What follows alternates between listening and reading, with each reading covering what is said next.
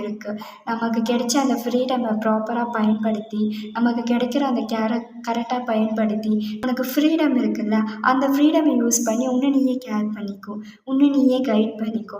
அப்படி நீ பண்ணிக்கும் பொழுது தான் உனக்கு கரெக்டான ஒரு விஷயத்தை நீ தேடிட்டு போகிறத அடைய முடியும். ஸோ இதுதான் நான் இதில் இந்த ஃப்ளவர்லேருந்து கற்றுக்கிட்டேன். இதுக்கு ஒரு குவாட்ஸும் இருக்குது, நான் அதை படிக்கிறேன், நீங்கள் அதை கேளுங்க சரிங்களா. Nobody knows how she reached New Zealand, but she surveyed and that's enough to make her magical. நல்லா இருக்குல்ல. அது எப்படி போச்சு, எதுக்காக அங்கே போச்சுன்னா யாருக்குமே தெரியாது.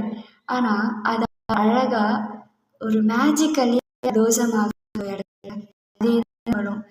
நம்ம எங்கே இருக்கோம், நம்ம என்ன சூழ்நிலை இருக்கிறோம் அப்படிங்கிறத தாண்டி நம்மளால் என்ன பண்ண முடியும், என்ன விஷயத்த நம்ம ப்ளோசம் பண்ணலாம், இப்படிலாம் இருக்குல்ல. ஸோ இதை மட்டும்தான் ஒரு இடத்துலேருந்து கற்றுக்கணும், எடுத்துக்கணும்.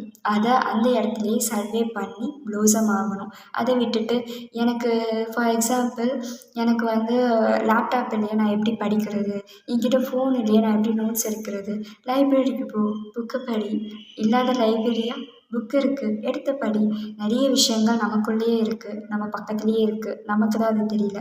இது இருந்தால் தான் என்னால் இதை பண்ண முடியும், இது இருந்தால் தான் என்னால் இதை செய்ய முடியும் அப்படின்றத தவிர்த்து என்ன இருக்கோ அதை வச்சு வாழ பார்ப்போம். நமக்கு இருக்கிற இந்த ஃப்ரீடமை ப்ராப்பராக நல்லபடியாக நமக்கு என்ன தேவையோ அதுக்கேற்ற மாதிரி பயன்படுத்திட்டு நம்ம இருப்போம். புரியுதா? ஸோ இதுதான் நான் இந்த ஃப்ளவர்லேருந்து கற்றுக்கின ஒரு பிக்கஸ்ட் மோட்டிவேட் அண்ட் பெரிய விஷயம். உங்களுக்கும் இந்த வீடியோ நல்லா யூஸ்ஃபுல்லாக இருக்கும்னு நினைக்கிறேன். பிடிச்சிருந்தா இந்த வீடியோவுக்கு லைக் பண்ணுங்கள், ஃபாலோ பண்ணுறதோ சப்ஸ்கிரைப் பண்ணுறதோ அப்கமிங் வர வீடியோஸில் பிடிச்சிருந்தா பண்ணுங்கள். ஓகேவா? ஸோ தேங்க்ஸ் ஃபார் வாட்சிங், தேங்க்ஸ் ஃபார் சப்போர்ட்டிங். இதே மாதிரி ஒரு மிஸ்ட்ரியோட நாளைக்கு உங்களை சந்திக்கிறேன். பாய்.